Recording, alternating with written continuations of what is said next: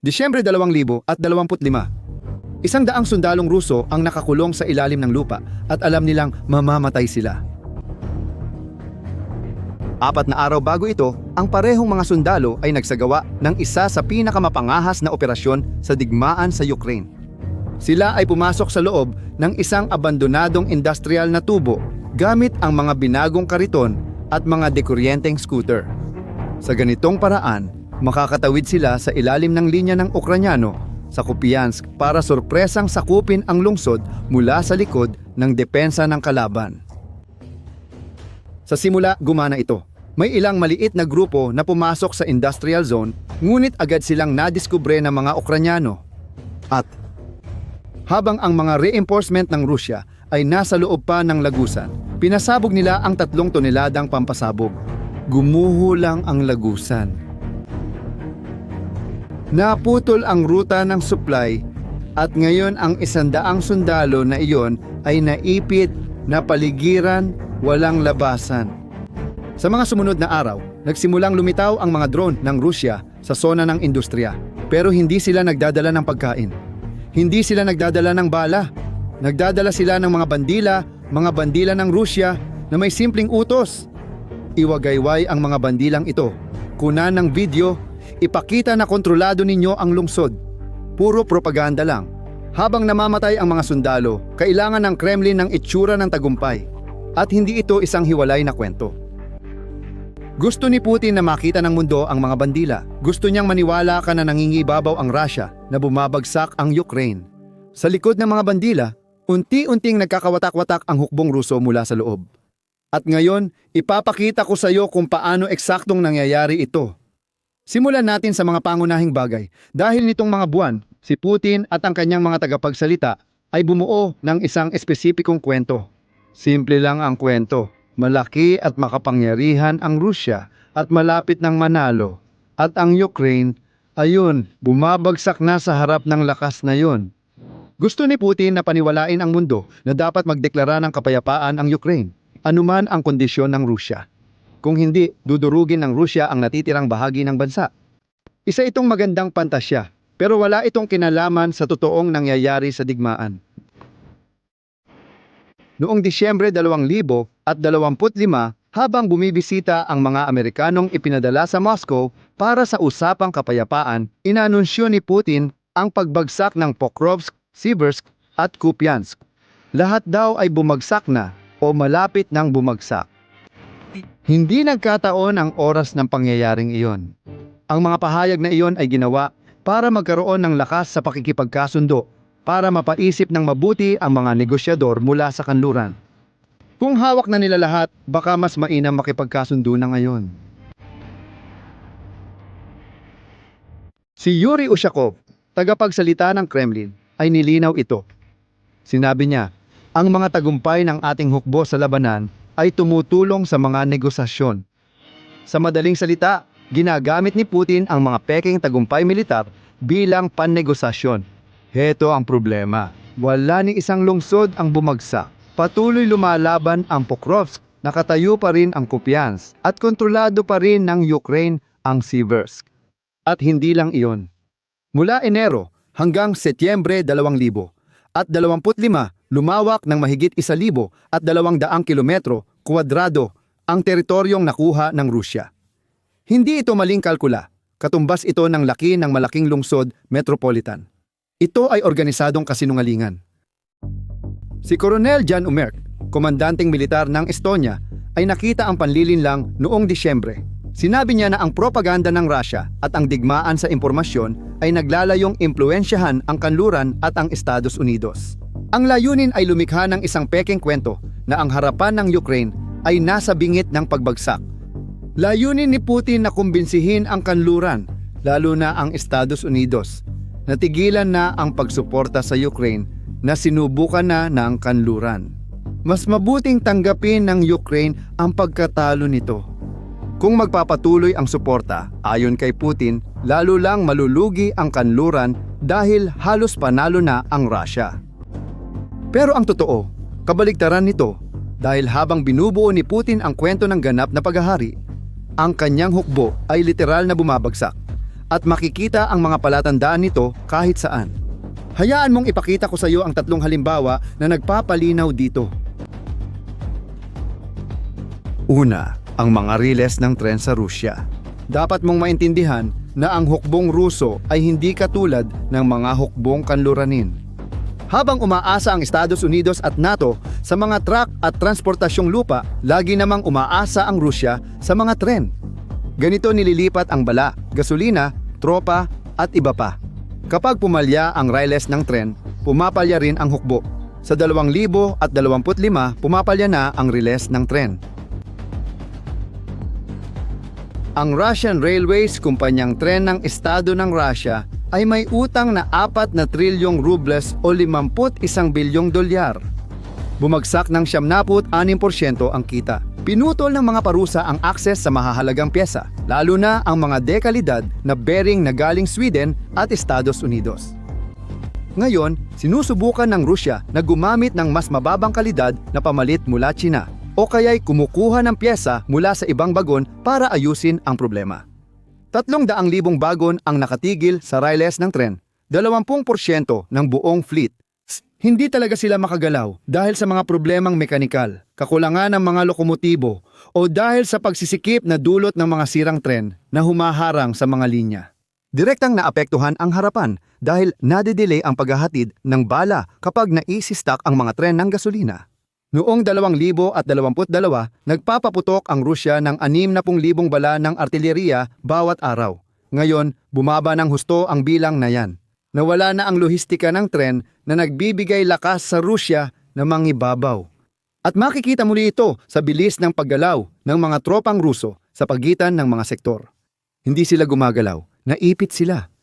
Kung akala mo masama na ang mga sirang riles ng tren, hintayin mong marinig ang pangalawang palatandaan. Mga asno, mga asno, sa pagtatapos ng 2025, kumalat ang mga larawan ng sundalong Ruso na gumagamit ng asno, kabayo at kamelyo bilang transportasyon sa labanan. Hindi natin pinag-uusapan ang malalayong bulubunduking lugar kung saan may saysay ito.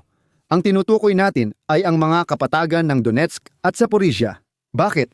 Dahil mabilis sirain ng mga drone ng Ukranya ang mga sasakyang Ruso, naging tanging opsyon na lang ang mga hayop. Mga magagaan na truck, mga sasakyang UAZ at mga truck na Ural, lahat ay madaling maging target. Kaya, tinali ng mga Ruso ang mga signal jammer at mga kahon ng bala sa likod ng mga asno. Tinawag ng mga Ukranyano ang isa sa mga hayop na ito na Ishak 3000, isang asno na may dalang helmet at mga antena ng radyo na kinuna ng drone habang gumagapang sa combat zone. Isang general ng Russia, si Viktor Sobolev, ang nagdepensa dito. Sinabing normal lang ito, pero hindi ito normal. Kabaligtaran ito ng normal. Ang isang modernong hukbo na umaasa sa mga hayop na pangkarga para mapakain ang kanilang artilleriya ay isang hukbong natalo na sa digmaang teknolohikal. At ang ikatlong palatandaan ang pinakawasak sa lahat. Mismong mga sundalong Ruso ay nawawala na. Iniulat ng intelihensyang Ukranyano ang malaking pagtaas ng mga desersyon sa sentral na distrito militar. Mag-isa, mahigit 25,000 sundalo ang tumalikod sa kanilang mga unit. Sa pagitan ng pagtatapos ng 2024, sa kalagitnaan ng 2025, inaasahang aabot sa higit 70,000 ang mga desersyon sa buong hukbong Ruso. 70,000. Hindi ito iisang kaso lang, kundi mass abandonment. Tumakas ang mga sundalo mula ospital, tumalon mula tren at iniwan ng militar ang armas nila at naglaho at malinaw ang dahilan. Ang mga taktika ng karne ng pagsalakay na inuutos ni Putin, mga alon ng tao na ipinapadala laban sa mga pinatibay na posisyon ng Ukranya, walang palitan, walang pahinga, puro kamatayan lang. Upang manatiling may kontrol, gumawa ang mga komandante ng Russia ng sistema ng takot. Ipinapakita ng mga na-intercept na komunikasyon na tinatakot ng mga komandante ang mga sundalo na babarilin sila kapag umatras sila. Ang mga penal na unit na tinatawag na Storm Z at Storm Fib ay pinipilit na maglakad sa mga minahan upang matukoy ang mga ito. Ang ganitong hukbo ay marupok, nakakadepensa dahil sa takot, ngunit kulang sa tiwala sa sarili at inisyatiba para sa koordinadong galaw. Iyan ang dahilan kung bakit patuloy na umaasa ang Rusya sa mga simpleng at mararahas na frontal na pag-atake. Hindi ito isang pagpipilian, ito na lang ang natitira. Ngayon, maaaring iniisip mo, sige, masama ang kalagayan ng Rusya, pero paano kung magawa nilang itulak pa ng kaunti? Paano kung tuluyang bumagsak ang Pokrovsk? Dito na talaga nagiging mas interesante ang kwento. Kasi kahit makuha ng Rusya ang Pokrovsk at sinusubukan na nila ito ng 18 buwan, ang susunod na mangyayari ay mas lalong masama para sa kanila. Ang Fortress Belt ng Donetsk, isang napakalaking network ng mga depensang militar. Ang Pokrovsk ay hindi hiwalay na lungsod. Bahagi ito ng malaking sistemang fortifikasyon na itinayo ng Ukraine sa maraming taon. Ang mga depensang ito ay umaabot ng 2 dosenang kilometro, nakapwesto sa mataas na lugar. Mayroong maraming patong ng mga trinsera, mga bunker, mga minadong lugar at mga zona na kontrolado ng mga drone. Bukod sa Pokrovsk, may dalawa pang malalaking lungsod, ang Sloviansk at Kramatorsk, na parehong kasing tibay ng fortifikasyon, kung hindi man mas matibay pa kaysa sa Pokrovsk. At sa pagitan nila, hindi mabilang na maliliit na pamayanan, bawat isa ay pinatibay, bawat isa ay ipinagtatanggol. Tinatayang 100,000 sundalo na ang nawala sa Russia sa pagtatangkang sakupin ang Pokrovsk, 100,000.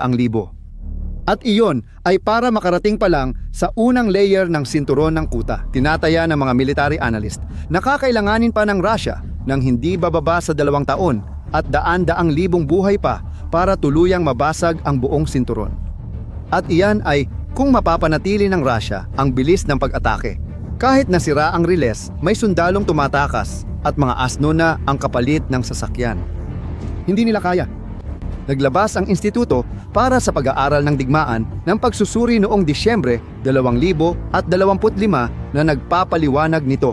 Para umatake sa Sloviansk at Kramatorsk, kailangan ng Rusya na ipadala ang lahat ng kanilang mga sundalong magagamit mula sa kanluran, timog at gitnang mga rehiyon. Hindi sila pwedeng lumaban sa ibang lugar ng sabay. Sa ibang salita, kailangan ni Putin na paliitin ang saklaw ng digmaan. Ituon ang lahat sa isang punto, pero hindi niya magawa iyon. Bakit? Dahil sisirain nito ang kanyang kwento. Hindi maaaring bumabagsak ang Ukraine sa lahat ng harapan kung ang Russia ay nakatutok lang sa iilang lugar. Kaya, naipit si Putin. Hindi siya pwedeng magtipon ng puwersa nang hindi umaamin ng kahinaan. Pero hindi rin niya pwedeng stretch ng tuloy-tuloy ang mga tropa sa 1,200 at 50 kilometro ng harapan nang hindi binabasag ang mga ito. At ito ang nagdadala sa atin sa pinakamahalagang tanong sa lahat. Bakit ginagawa ito ni Putin? Bakit ipagpatuloy ang palabas na ito?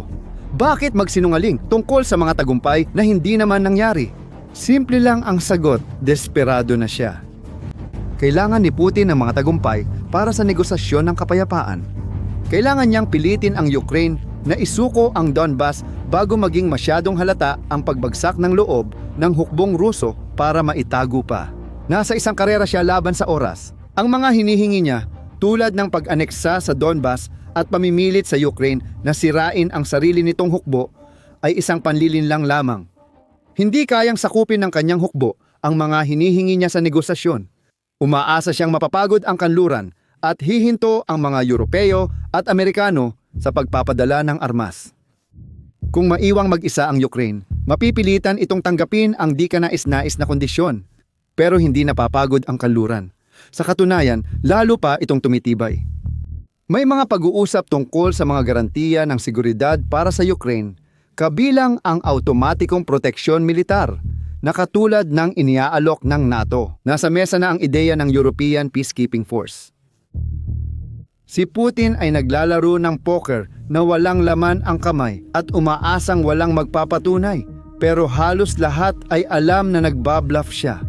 Yung kwento tungkol sa pagbagsak ng Ukrainian front ay nagsisimula ng mabasag. At kahit na nananatiling mapanganib ang hukbong Ruso dahil sa laki nito at kawalang galang sa buhay ng tao, sira na ito sa loob. Napakarami ng mga ebidensya. Ang digmaang ito sa pagtatapos ng 2025 ay hindi tungkol sa pananakop ng Rusya, kundi sa isang imperyong isinakripisyo ang kinabukasan para sa ilusyon ng kasalukuyan. Ngayon, sabihin mo nga sa akin, sa tingin mo ba magagawa pa ni Putin na mapanatili ang kwentong ito ng matagal pa? Iwan mo ang iyong opinyon sa mga komento. Kung nagustuhan mo ang nilalamang ito at nais mo pang maintindihan ang nangyayari sa digmaan, mag-subscribe at ibahagi ang video na ito. Magkikita tayo sa susunod.